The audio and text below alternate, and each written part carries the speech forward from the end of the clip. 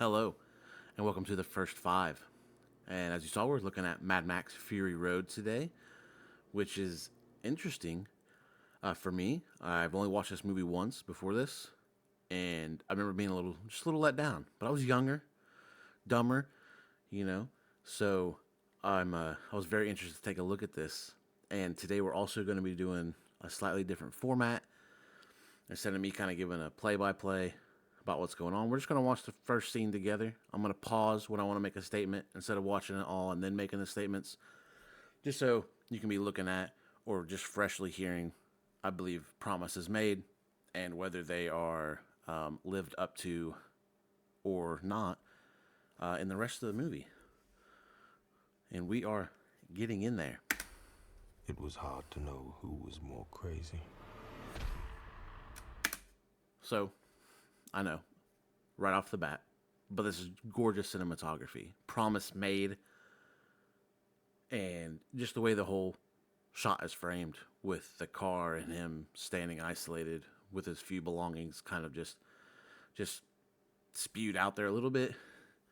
But then just in the background, the utter nothingness out there, just desert wasteland with some rocks and some dark clouds. It is a promise made in the first 5 seconds, and throughout the movie, it's a beautifully not beautiful movie. So yeah, first promise made right there. Me or everyone else. Hello? Hello, Where are you? I'm at home. Look, this two-headed lizard. Maybe he's gonna be his friend. Here they come again, worming their way into the black matter of my brain. Help us, Max. You promised to help us. Or not. I tell myself, they cannot touch me. They are long dead. So right here, I think, for me, it's another one from my past experiences that me and my friend have. I've noticed with him, and he's noticed with a little bit with me, but certainly me to him. Whenever his hair's grown out, and he doesn't shave his beard, and he doesn't just keep up with like appearance like that, it signifies that he's in a depressive episode. And with the voices you just heard that are kind of going on in Max's head, he's very isolated, and I believe he's very depressed right now from something happening. So a little bit of a promise made there, I think, you know. So it shows kind of the state of mind that Max is in, going forward. And it is. You'll see. Even in the first first 5 minutes, you'll see. Also, he just ate that gecko just live, raw, wriggling in his mouth. That had to be gross.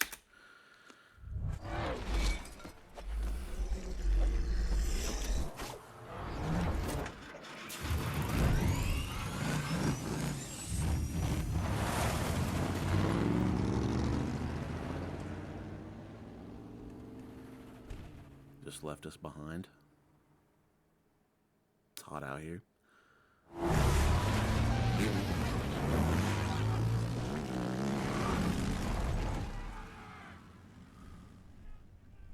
Another gorgeous shot.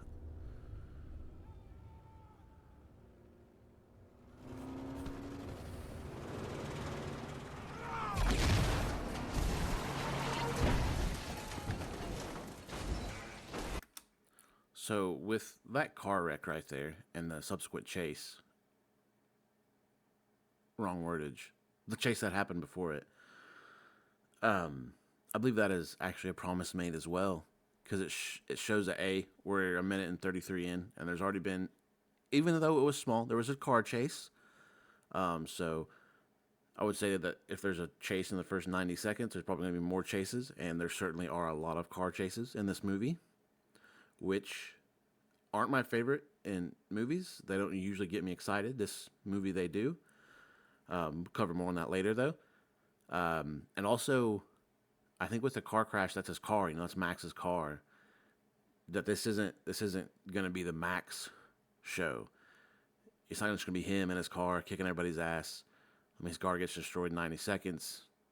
So, I think that's a promise made and then promise fulfilled. Charlize Theron does have a very large role, if not the biggest role in the movie. It's not that he's not in it, and it's not that he doesn't kick ass, but it's just lesser so than I think a lot of people, including myself, when I first watched it, thought. When they had Tom Hardy, you know, he was like, oh, he's just gonna be the badass, and he's just another one of them, you know. But yeah.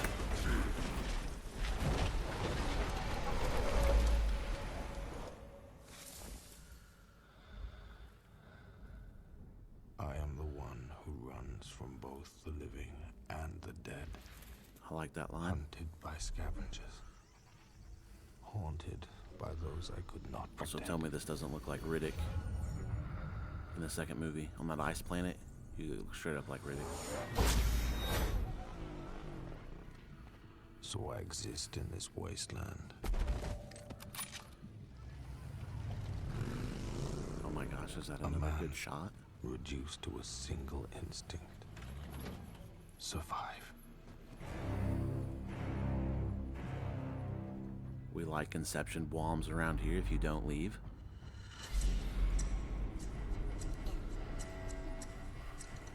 Also, you know, a kid freaks me out. I'm not gonna lie. Just grabbing at the hair. Just the weird.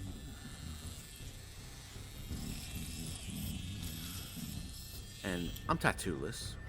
Which is lame, I know. Man, that looked like it had to hurt. That could not have been pleasant.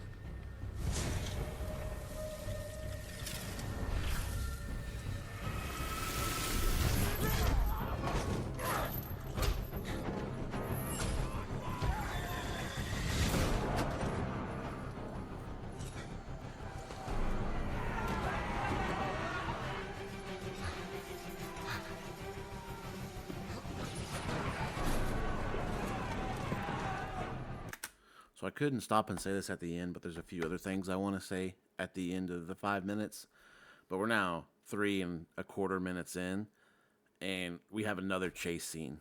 This time on foot through their little cave base they have here. I believe that's a promise that, hey, this movie's gonna be pretty action packed, and it definitely is. And it's not just an action scene for action's sake. Like, oh, there we've had our 2 minutes of conversation. We hope the audience isn't getting bored, so let's throw some stuff at them. It never really came off to me like that. It's just kind of naturally happened with the plot that's going on, which I try not to spoil too much. But yeah, I had to stop it right there to say that.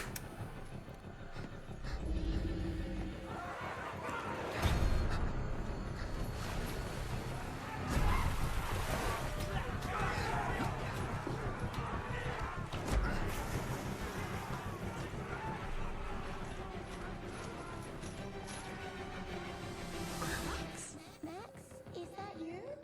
Where were you? Help us. Where were you? Where were you, Max?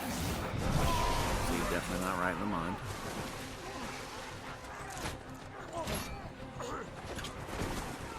These dudes be looking like they're trying to be the first sperm cell to the egg. Stop running, Max! Stop running! You let us die! Let us die! You let us die! So great shot to stop it on. Perfect. Movie, weird. This shot right here is kind of weird with all the figures running at him, turning him into faces and blood. The movie's got some weirdness in it. A little heavy in the first 30 minutes, I would say, and kind of dies off a little bit towards the end. Not that there isn't any, but you just see a lot of weird stuff going on. So I think promise made, promise fulfilled. Promise to help us!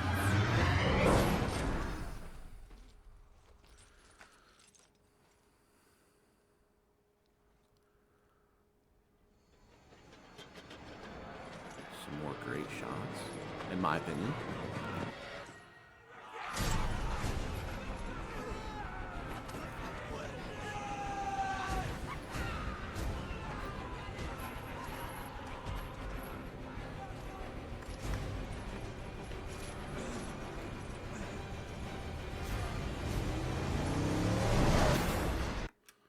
So I could have paused it a few times throughout that first 5 minutes to say something about the music.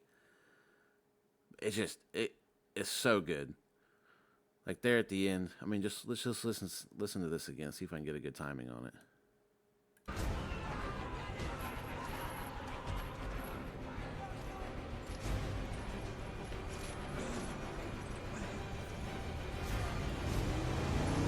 That's just tremendous. That's just tremendous. I love it. I love the score in this movie. They did a very good job with that. This last promise I got was that great music promised and fulfilled, all caps. Love the music in this movie. And yeah, we got about 8 seconds left actually, so let's just go ahead and be thorough about it. Even more good music. Whoops. Mad Max Fury Road. Now I will switch to where you can see my lovely face, and we'll have a little discussion before we head off. Hello to your lovely faces. Yeah, Mad Max Fury Road, real good look, and really a movie that does well in its first 5 minutes of telling you what is gonna happen. It's like Halloween, my first video. That first 5 minutes is very, very good representation of what the rest of the movie will be about. So you don't see Charlize Theron or Nicholas Holt's character, but just the way the music, the cinematography, the action, it's all there and it's all consistent. The weirdness is very consistent. Like I said, it does take a little bit of a dive, but it's still there. Very good representation. So should you watch after the first 5?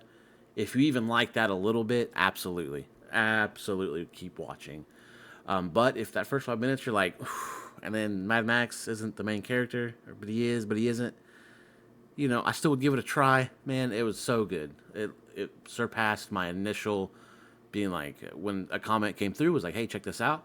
I was intrigued. I was like, oh, I haven't looked at that. I don't remember liking it though, so this will be fun. End up loving it.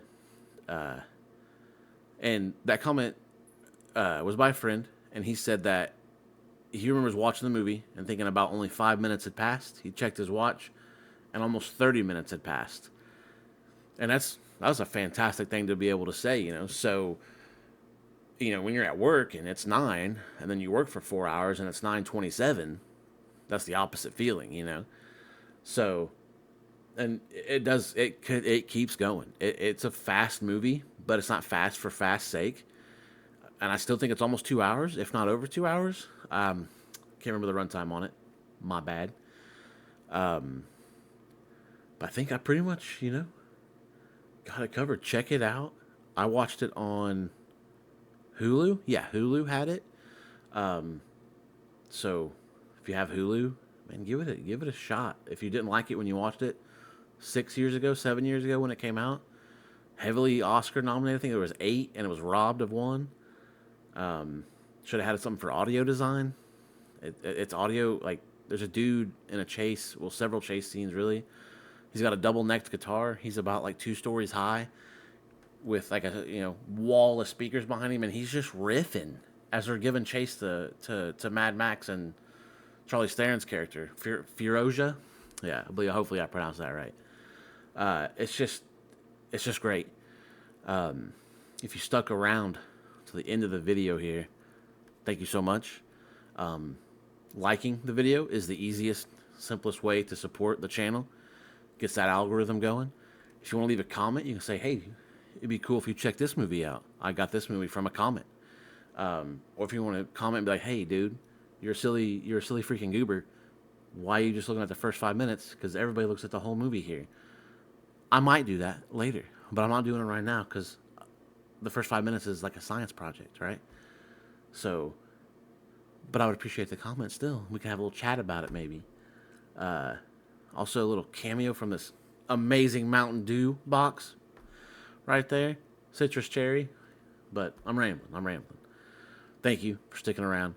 I'm not sure what I'm doing next, but I will be more consistent. I know I was like hauled 2 videos a week on my last video, and now I think it's been 3 weeks since then. So, won't happen again.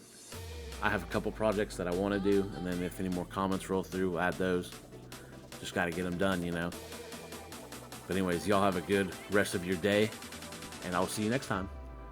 Bye.